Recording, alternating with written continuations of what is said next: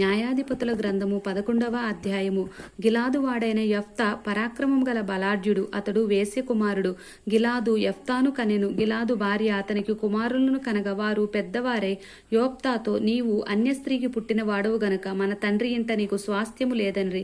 యోప్తా తన సహోదరుల యొద్ద నుండి పారిపోయి టోబు దేశమున నివసింపగా అల్లరి జనము యోప్తా యొద్దకు వచ్చి అతనితో కూడా సంచరించుచుండెను. కొంతకాలమైన తరువాత అమ్మోనీయులు ఇశ్రాయేలుతో యుద్ధము చేయగా అమ్మోనీయులు ఇశ్రాయేలుతో యుద్ధము చేసినందున గిలాదు పెద్దలు టోబు దేశము నుండి యోప్తాను రప్పించుటకు పోయి, నీవు వచ్చి మాకు అధిపతివై ఉండుము, అప్పుడు మనము అమ్మోనీయులతో యుద్ధము చేయుదుమని యోప్తాతో చెప్పిరి.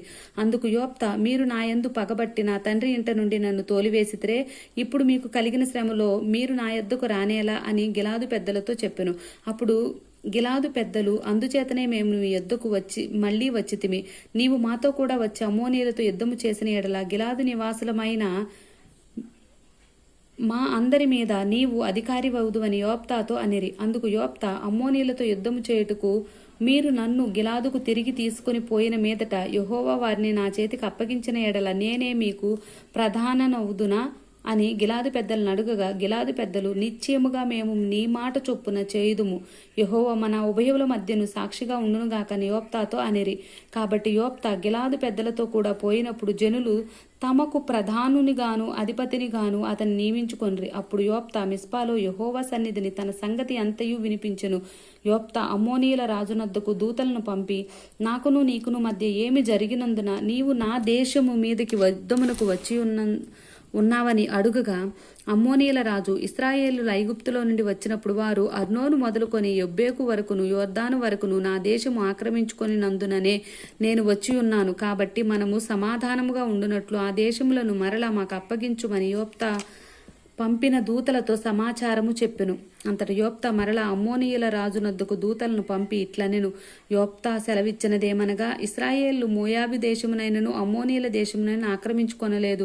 ఇశ్రాయేలులు ఐగుప్తులో నుండి వచ్చుచుండగా వారు ఎర్ర సముద్రం వరకు అరణ్యములో నడిచిన కాదేశునకు వచ్చిరి. అప్పుడు ఇశ్రాయేలు యోదోము రాజునొద్దకు దూతలను పంపి, నీ దేశము గుండా పోవుటకు దయచేసి నాకు సెలవిమ్మని అడుగగా, ఏదేము రాజు ఒప్పుకొనలేదు. వారు మోయాబు రాజునొద్దకు అట్టి వర్తమానమే పంపిరి గాని అతడును నేను సెలవీయనని చెప్పెను. అప్పుడు ఇశ్రాయేలీలు కాదేశులో నివసించిరి. తరువాత వారు అరణ్య ప్రయాణము చేయుచు ఏదోమీయుల యొక్కయు మోయాబీయుల యొక్కయు దేశముల చుట్టూ తిరిగి మోయాబునకు తూర్పు దిక్కున కనాను దేశమందు ప్రవేశించి అర్నోను అద్దరిని దిగిరి. వారు మోయాబు సరిహద్దు లోపలికి పోలేదు. అర్నోను మోయాబునకు సరిహద్దు గదా. మరియు ఇశ్రాయేలీలు అమోరీయుల రాజైన సీహోనును హెష్బోను రాజునద్దకు దూతలను పంపి, నీ దేశము గుండా మా స్థలమునకు మేము పోవునట్లు దయచేసి సెలవిమ్మని అతని యొద్ద మనవి చేయగా, సీహోను ఇశ్రాయేలును నమ్మక తన దేశములో బడి వెళ్ళనీయక తన జనులందరినీ సమకూర్చుకొని యహస్సులో దిగి ఇశ్రాయేలుతో యుద్ధము చేసెను. అప్పుడు ఇశ్రాయేలీల దేవుడైన యెహోవా ఆ సీహోనును అతని సమస్త జనమును ఇశ్రాయేళ్ల చేతికి అప్పగింపగా వారు ఆ జనమును హతము చేసిన తరువాత ఆ దేశ నివాసులైన అమోరీయుల దేశమంతయు స్వాధీనపరుచుకొని అర్నోను నది మొదలుకొని ఎబ్బేకు వరకును అరణ్యము మొదలుకొని యొర్దాను నది వరకును అమోరీయుల ప్రాంతములన్నిటినీ స్వాధీనపరుచుకొనిరి. కాబట్టి ఇశ్రాయేళ్ల దేవుడైన యెహోవా అమోరీయులను తన జనుల ఎదుట నిలవకుండా తోలివేసిన తరువాత నీవు దాన్ని స్వతంత్రించుకొందువా? స్వాధీనపరుచుకొనుటకు కెమోషను నీ దేవత నీకిచ్చిన దానిని నీవు అనుభవించుచున్నావు గదా. మా దేవుడైన యెహోవా మా ఎదుట నుండి ఎవరిని తోలివేయునో వారి స్వాస్థ్యమును మేము స్వాధీనపరుచుకొందుము. మోయాబు రాజైన సిప్పోరు కుమారుడగు బాలాకు కంటే నీవు ఏమాత్రమును అధికుడువు కాదు గదా.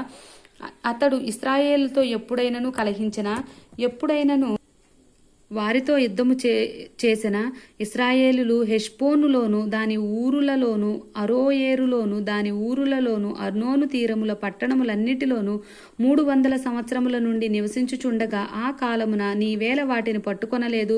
ఇట్లుండగా నేను నీ ఎడల తప్పు చేయలేదు గాని నీవు నా మీదకి యుద్ధమునకు వచ్చుట వలన నా ఎడల దోషము చేయుచున్నావు. న్యాయాధిపతి అయిన యెహోవా నేడు ఇశ్రాయేలులకును అమ్మోనీయులకును న్యాయము తీర్చునుగాక.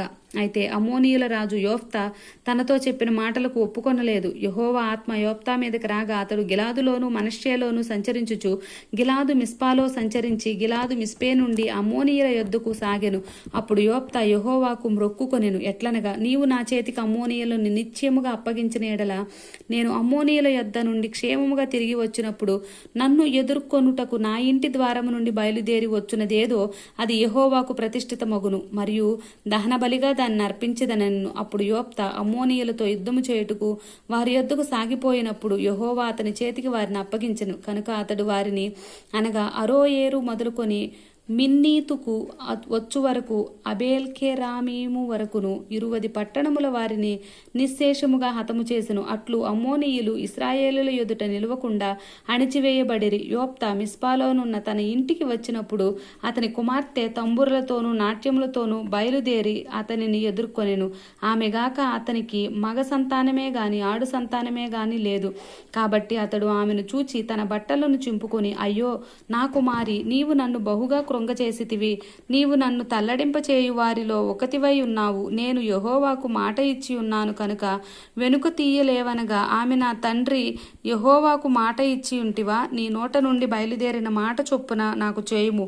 యెహోవా నీ శత్రువులైన అమ్మోనీయుల మీద పగ తీర్చుకొని ఉన్నాడని అతనితో ననెను. మరియు ఆమె, నా కొరకు చేయవలసినదేమనగా 2 నెలల వరకు నన్ను విడువుము. నేనును నా చెలికత్తెలను పోయి కొండల మీద ఉండి నా కన్యత్వమును గూర్చి ప్రలాపించదనని తండ్రితో చెప్పగా అతడు పొమ్మని చెప్పి 2 నెలల వరకు ఆమెను పోనిచ్చెను. కనుక ఆమె తన చెలికత్తెలతో కూడా పోయి కొండల మీద తన కన్యత్వమును గూర్చి ప్రలాపించెను. ఆ 2 నెలల అంతమున ఆమె తన తండ్రి యొద్దకు తిరిగి రాగా అతడు తాను మొక్కుకొనిన మొక్కుబడి చొప్పున ఆమెకు చేసెను. ఆమె పురుషుని ఎరుగలేదు. ప్రతి సంవత్సరమున ఇశ్రాయేలీల కుమార్తెలు 4 దినములు గిలాదు దేశస్థుడైన యోఫ్తా కుమార్తెను ప్రసిద్ధి చేయుట కద్దు. ఆమేన్.